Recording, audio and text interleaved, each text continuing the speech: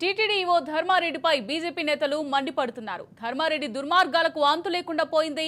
జగన్ అండతో ధర్మారెడ్డి చేసిన అక్రమాలపై విచారణ చేయాలని డిమాండ్ చేస్తున్నారు.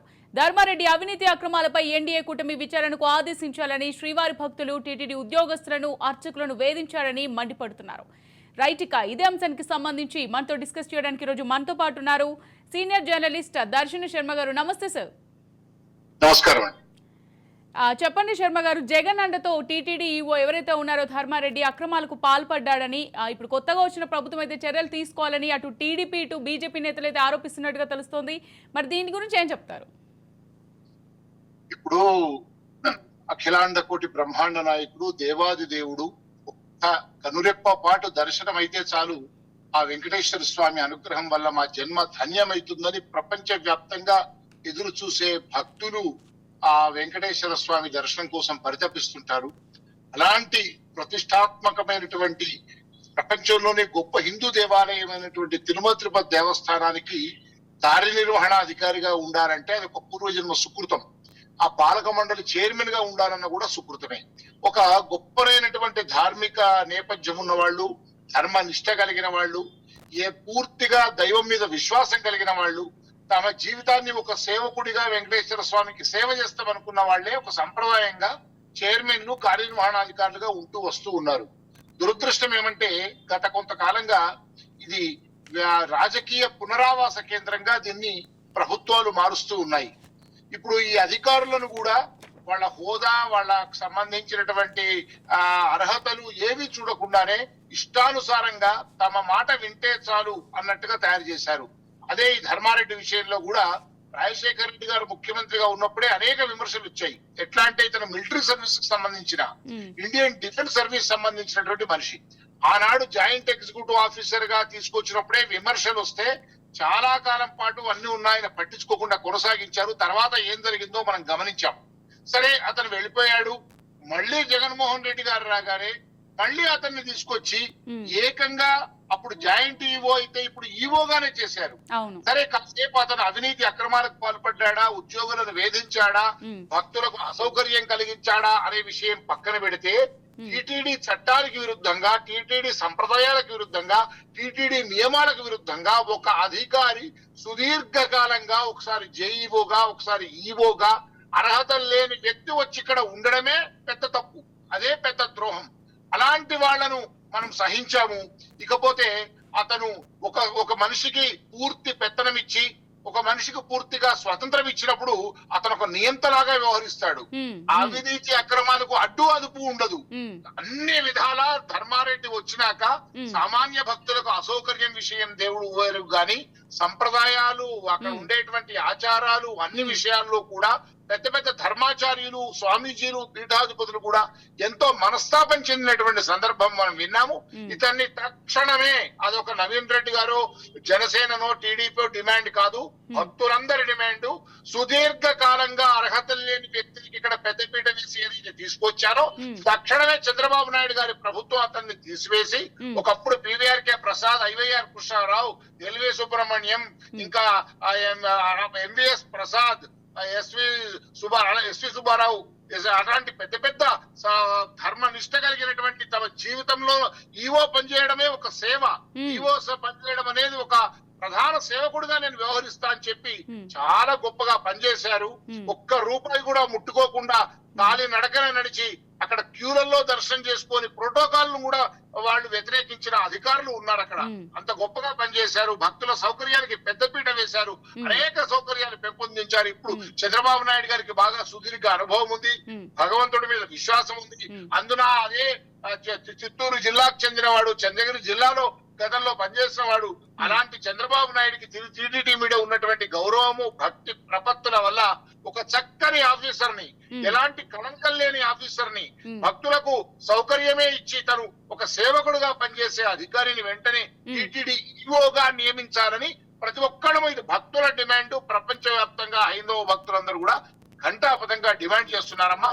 మనం కూడా అదే విధమైనటువంటి దానికి డిమాండ్ చేస్తూ ఉండాలి.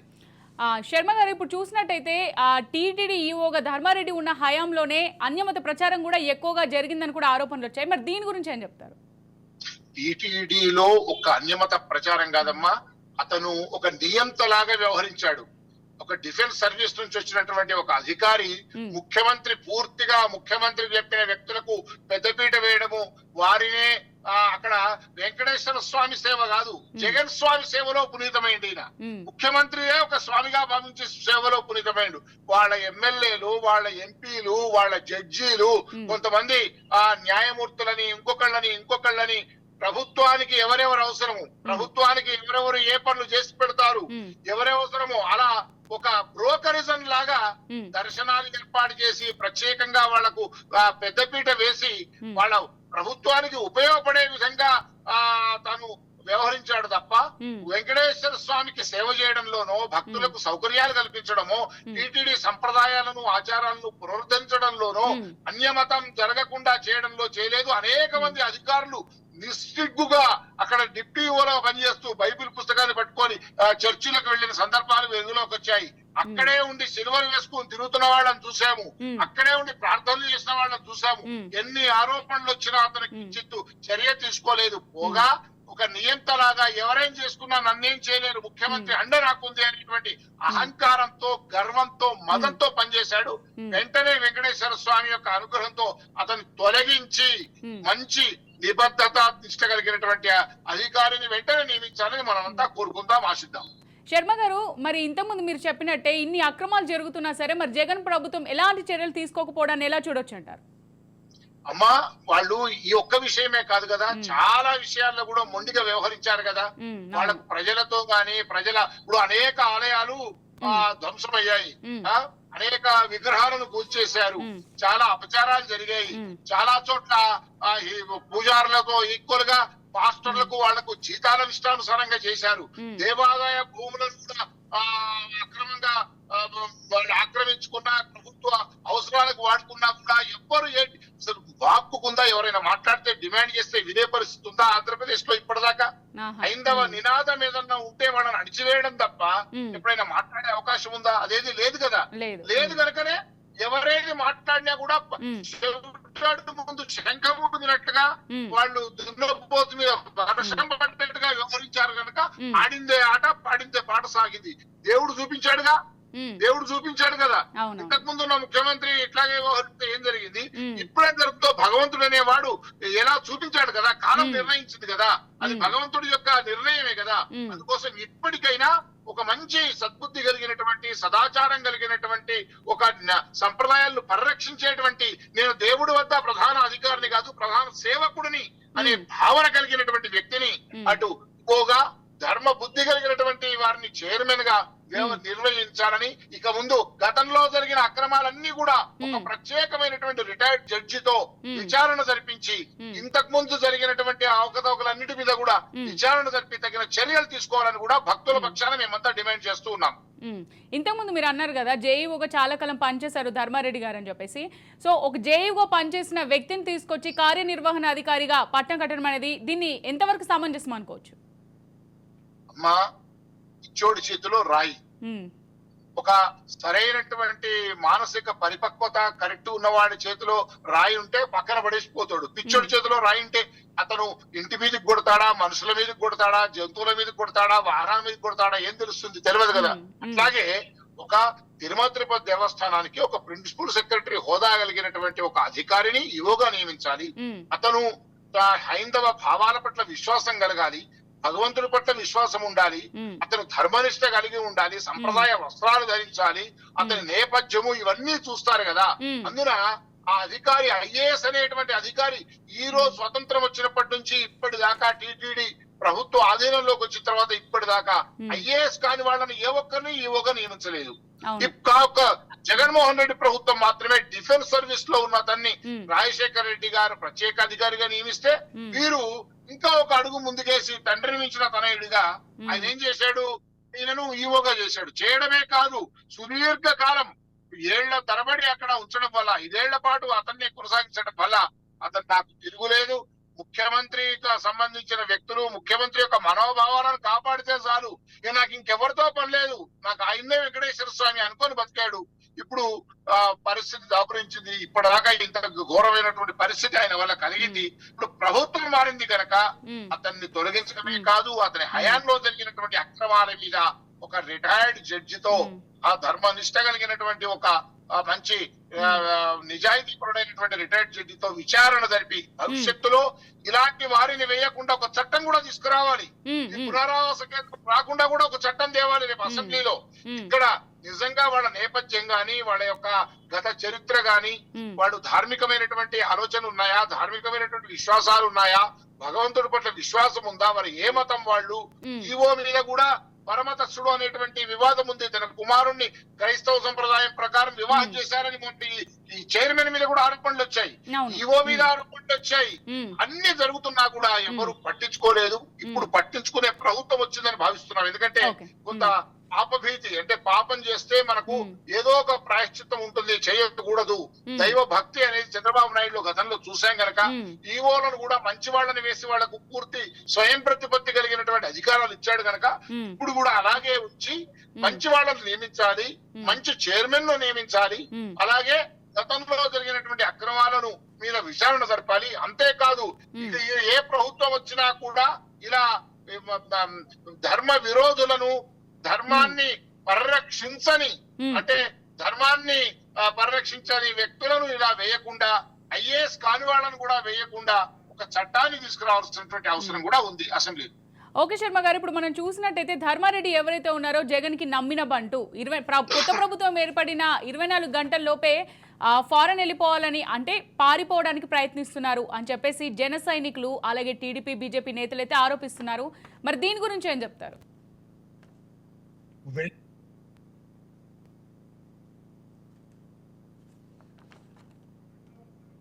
సార్ మీ ఆడియో మ్యూట్ లో ఉంది సార్. చేసుకోవాలండి వెంటనే. టీటీడీ ఫైల్ అన్ని కూడా స్వాధీనం చేసుకోవాలి వెంటనే. అదే విధంగా దీనికి సంబంధించినటువంటి వినబడుతుందండి నా మాట? వినబడుతుందండి, చెప్పండి. టీటీడీ ఫైల్ అన్ని కూడా స్వాధీనం చేసుకోవాలి. ఏ రకంగా అతను పరారవ్వకుండా అతన్ని పాస్పోర్ట్లను సీజ్ చేయాలి. ఒక విచారణ కమిషన్ వెంటనే ఉండి విచారణాధికారి ముందా ఎప్పుడు అందుబాటులో ఉండేట్టుగా అతను ఎక్కడికి వెళ్లకుండా తక్షణమే చర్యలు తీసుకోవాల్సిన అవసరం ఉంది. ఓకే శర్మ గారు, ఇప్పుడు చూసినట్టయితే మనం చాలా వరకు వార్తల్లో కూడా చూసాము, అంటే తిరుమల తిరుపతి దేవస్థానం అంటేనే ఒక పవిత్ర స్థలంగా భావిస్తుంటాము. సో అలాంటి దేవస్థానం పై కూడా మాంసము, గుట్కా, అలాగే ఇలాంటివన్నీ అడ్డుకోలేకపోయింది ధర్మారెడ్డి హయాంలో. అయితే మరి దీన్ని ఎలా చూడొచ్చు? అమ్మా, ఎప్పుడైతే ఒక అసమర్థుడైనటువంటి అధికారి, దైవం పట్ల విశ్వాసం లేని అధికారి, కేవలం ఆ ప్రభుత్వము ముఖ్యమంత్రికి మాత్రమే జవాబుదారీ అనుకునేటువంటి వాళ్ళ కొమ్ముగాసే వ్యక్తి ఉన్నాడో, ఎన్ని అపచారాలు జరగాలనో, ఎన్ని అనర్థాలు జరగాలనో, ఎన్ని అసాంఘిక కార్యకలాపాలు జరగాలనో అది వేదిక అయింది. ఒక్కొక్క నాయకుడు మీరు చూడండి, రోజా గారు గాని ఇంకొకళ్ళు గాని టీటీడీని ఒక రాజకీయ వేదికగా వాళ్ళు మాట్లాడే విమర్శలు గాని, వాళ్ళు వ్యవహరించిన తీరు గాని, వాళ్ళ యొక్క అహంకారం గాని మనకు కనిపించేది కదా. ఇది ఒక రాజకీయ వాతావరణానికి వేదిక కూడా ఏర్పాటు చేసుకున్నారు. ఇవన్నీ ఇది పవిత్రమైనటువంటి ప్రాంగణం. ఒకప్పుడైతే విమానాలు, హెలికాప్టర్లు కూడా ఆ కొండల మించి అక్కడ అక్కడ యొక్క చట్టంలో ఉంది. బట్ మన రీసెంట్ గా మళ్ళీ డ్రోన్లు అవన్నీ ఎగురుతున్నట్టు వార్తల్లో కూడా చాలా చూసాం. అవునండి, అలా అందుకోసం అలాంటి చట్టాన్ని కాపాడే విధంగా చర్యలు తీసుకోవాలని చెప్పి మనమంతా కూడా డిమాండ్ చేద్దాం. ఇప్పుడు తిరుమల తిరుపతి పైన ఇన్ని అక్రమాలు జరుగుతున్నా సరే, అంటే ఇప్పుడు చూసుకున్నట్టయితే శర్మ గారు, రూమ్ కి కానివ్వండి, ప్రసాదంలో, దర్శనంలో, ప్రతి దాంట్లో కూడా తీ రూపాయి తీ అనే నానుడి ఏ విధంగా అయితే ఉంటుందో అదే విధంగా ప్రతిదీ మనీతో ముడిపడి ఉంది. సో ఇన్ని అక్రమాలు జరుగుతున్నప్పటికీ మరి జగన్ ప్రభుత్వం అయితే ఆ డిప్యూటేషన్ ని పెంచాలని కేంద్ర మంత్రికి లేఖ రాసింది. మరి దీనికి సంబంధించి ఏం చెప్తారు? ప్రభుత్వాలు పోయినాయి, కొత్త ప్రభుత్వం వచ్చింది, ప్రధానమంత్రి దేశంలో చక్రం తిప్పే స్థితిలో మన ముఖ్యమంత్రి చంద్రబాబు నాయుడు గారు ఉన్నారు. ఇప్పుడు చంద్రబాబు నాయుడుదే వేదము. ఇప్పుడు మీరు అన్నాడు, ఇప్పటిదాకా మీరు చెప్పినట్టు ప్రత్యేక హోదా కూడా ఇవ్వక తప్పదు, ఇచ్చి తీరుతారు. అంత పెద్ద పెద్ద డిమాండ్లు అయినప్పుడు టీటీడీకి వాళ్ళు జోక్యం చేసుకోరండి. చంద్రబాబు నాయుడు గారికి పూర్తి స్వేచ్ఛ ఉంటుంది. అతను సమర్థుడైన ముఖ్యమంత్రి, సుదీర్ఘ పరిపాలనా అనుభవం ఉంది కనుక ఇప్పుడు వెంటనే ఇవన్నీ ఈ ఆటలన్నీ సాగవు. మా గతంలో జరిగాయి. ఇప్పుడు వెంటనే అతన్ని అక్కడి నుంచి తప్పించి అతని మీద విచారణ వేసి అతని మీద తగిన చర్యలు తీసుకున్నట్టుగా మనం డిమాండ్ చేద్దామమ్మా. శర్మ గారు, సేమ్ ఇదే టాపిక్ పైన బీజేపీ జాతీయ అధ్యక్షులు పురంధేశ్వరి కూడా లేఖ రాసింది కేంద్ర మంత్రికి. అయినప్పటికీ ఆ లేఖకు అంత ప్రియారిటీ ఇవ్వలేదు. మరి దీన్ని ఎలా చూడొచ్చు? ఇదంతా గతమమ్మా, ఎన్నికలకు ముందు జరిగిన వ్యవహారం. ఇప్పుడు ఎన్నికలు జరిగాయి గనక ఇప్పుడు చంద్రబాబు నాయుడు కీలక పాత్ర ఉంది, అవన్నీ బుట్టదాఖలు అవుతాయి. ఇప్పుడు చంద్రబాబు నాయుడు ఒక్క మాట కేంద్రం ఇలాంటి విషయాల్లో జోక్యం చేసుకున్నా కూడా అతను ఊరుకునే వ్యక్తి కాదు. ఇవాళ ప్రధానమంత్రి కూడా ఇప్పుడు మొన్నటి దాకా వేరు, ఇప్పుడు టీడీపీ ప్రభుత్వం, టీడీపీ యొక్క బలంతోనే కేంద్ర ప్రభుత్వం మనుగడ సాగించే అవకాశం ఉంది గనక ఇప్పుడు ఒక ప్రాధాన్యతలు మారాయి. ఇప్పుడు చంద్రబాబు నాయుడు యొక్క ప్రాధాన్యత చాలా పెరిగింది. ఆ ఉత్తరాలని బుట్టదాఖలు అవుతాయి.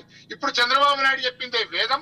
చంద్రబాబు నాయుడు నిజంగా టీటీడీ విషయంలో ప్రత్యేక శ్రద్ధ తీసుకుంటారు, ఒక మంచి ఉత్తమ అధికారిని వేస్తారు.